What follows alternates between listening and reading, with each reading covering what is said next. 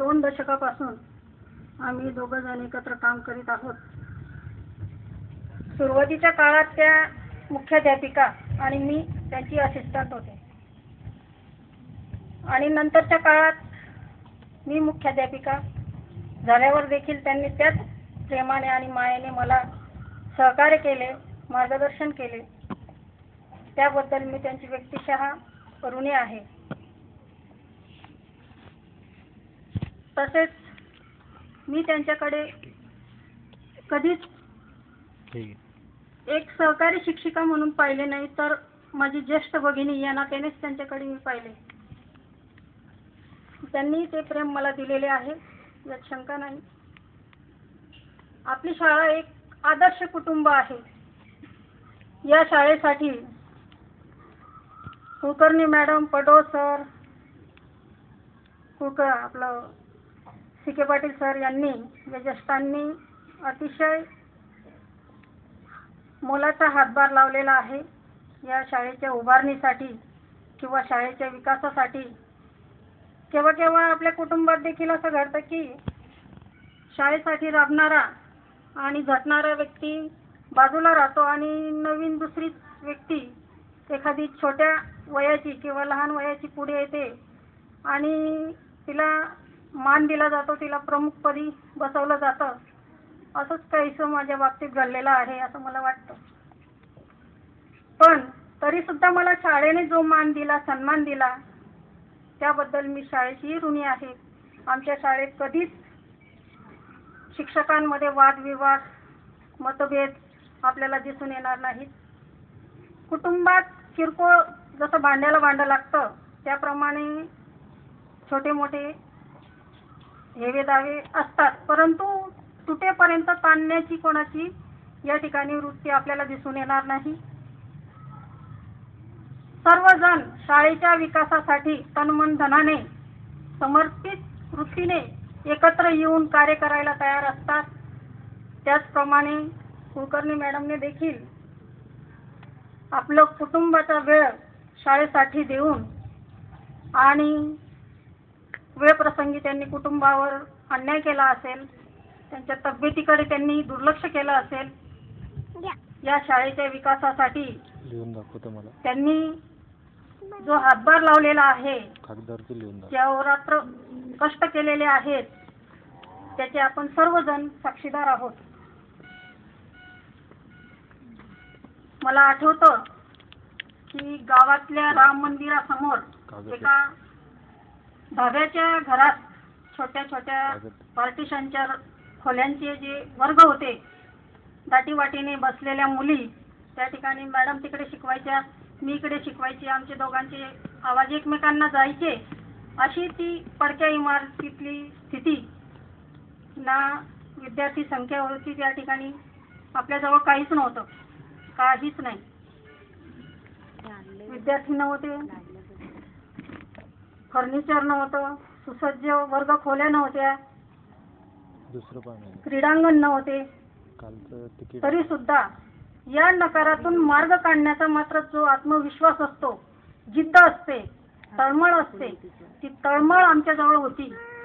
आणि शून्यातून विश्व निर्माण करण्याचा जो दुर्दम्य महत्वाकांक्षा असते ती आमच्याजवळ नक्कीच होती. आणि त्या ठिकाणी आम्ही त्या बळावर सर्व काही आज स्वप्न साकार केलेलं आहे. जे स्वप्न त्यावेळी पाहिलेलं होतं आम्ही, ते आज सत्यात उतरलेलं आहे असं मला वाटतं. आणि त्यावेळेचे जे शिक्षक होते ते आज ज्येष्ठ म्हणून माझ्यासोबत कार्य करीत आहेत. आणि त्या स्वप्नाच्या शिल्पकार म्हणून मी कुलकर्णी मॅडमकडे देखील पाहते, कारण त्यावेळी त्या तरुण शिक्षकांमध्ये वयाने आणि मानाने मोठ्या होत्या. त्यांची जी शाळेसाठी जी भूमिका होती ती आईची होती. मुलांना मार्गदर्शन करायचं, त्यांच्या चुका पदरात घ्यायच्या आणि एखाद्या घराला जसा आधाराचा हात द्यायचा आणि ते कुटुंब सावरायचं, असं मॅडमने केलेलं आहे आईच्या ममतेने. आणि आपल्या बऱ्याच शिक्षकांनी देखील पडो सर असतील, सी.के. पाटील सर असतील, डी.एम. पाटील सर असतील, सगळ्यांनी आणखी त्यांचे सहकारी पुरुष जे शिक्षक आहेत यांनी जेवढा घाम गाळलेला आहे तेवढंच रक्त कुलकर्णी मॅडमने सुद्धा आटवलेलं आहे, हे नाकारून आपल्याला चालणार नाही. कौटुंबिक पातळीवर त्या सुखी असल्या तरी शाळेची त्यावेळची जी परिस्थिती होती त्या परिस्थिती सारखीच स्थिती त्यांची प्रापंचिक होती असं मला वाटतं. चर्चेतून माझ्या लक्षात आलं की त्यांचे मिस्टर SP सर म्हणजे एक वादळी व्यक्तिमत्व. कधी राजकारण, कधी समाजकारण, कधी पत्रकारिता, कधी खाजगी क्लासेस, अनेक उठाठेवी सरांनी केलेल्या असतील, परंतु या उठाठेवींना मॅडमने तेवढ्याच समर्थपणे तोंड दिलेलं आहे. एका वाऱ्याने उडून जावी अशी किरकोळ शरीरयष्टी असणाऱ्या मॅडमने ते सर्व सांभाळलं आणि त्यांना साथ दिली. त्यांचे सर्व आघात सोसले. त्यांच्या जागी जर दुसरी एखादी स्त्री राहिली असती तर त्या वादळात कदाचित उडून गेली असती किंवा सोडून तरी गेली असती. पण मॅडमने तसं काही केलेलं नाही. सरांना कदाचित माझा राग येईल बोलण्याचा, तर क्षमा मागते मी. पण मी चर्चेतून ऐकलेलं आहे, मी काही अनुभवलेलं नाही. तेव्हा सर, मी आपल्याला सर्वांच्या साक्षीने या ठिकाणी सांगू इच्छिते की मॅडमने आजपर्यंत तुम्हाला भरपूर सांभाळलेलं आहे. आता यापुढे तुम्ही त्यांना सांभाळा, त्यांच्या तब्येतीची काळजी घ्या, त्यांच्यासाठी वेळ द्या, एवढं मी तुम्हाला आज सांगू इच्छिते. एखादी स्त्री जेव्हा कुटुंबासाठी राब राबते तिचेही काही अपेक्षा असतात. खस्ता खाते, तिला नवऱ्याकडून काय अपेक्षित असतं? 2 शब्द गोड बोलणे, प्रेमाचे. तिला दागदागिने नको असतात, सोनं नाणं नको असतं, 5-10 हजाराची पैठणी नको असते. तिला हवे असतात नवऱ्याचे 2 शब्द गोड बोलणे.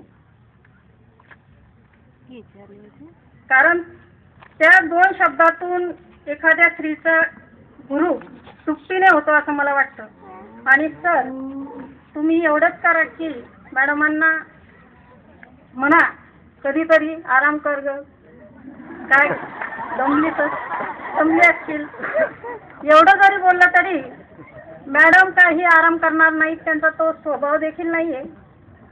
कोणती स्त्री आराम करत नाही. पण जर असंही म्हटलं तुम्ही तरी त्यांना त्यांच्या कार्याची पावती मिळाली असं वाटेल.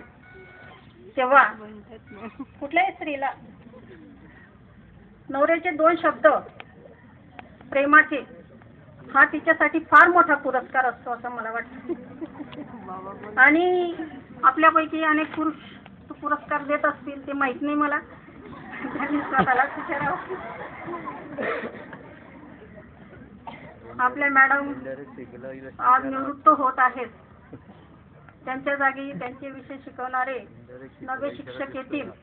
कदाचित ती व्यक्ती जास्त शिकलेली असेल, जास्त क्वालिफिकेशन असेल त्या व्यक्तीचं. परंतु आपल्या विद्यार्थ्यांना आपल्या आवडत्या ज्या मॅडम आहेत, कुलकर्णी मॅडम, त्या काही वर्गात दिसणार नाही. त्यांचे जे विषय होते मॅडमचे, हिंदी आणि इतिहास, त्या विषयांमध्ये त्यांचा विशेष हातखंडा होता.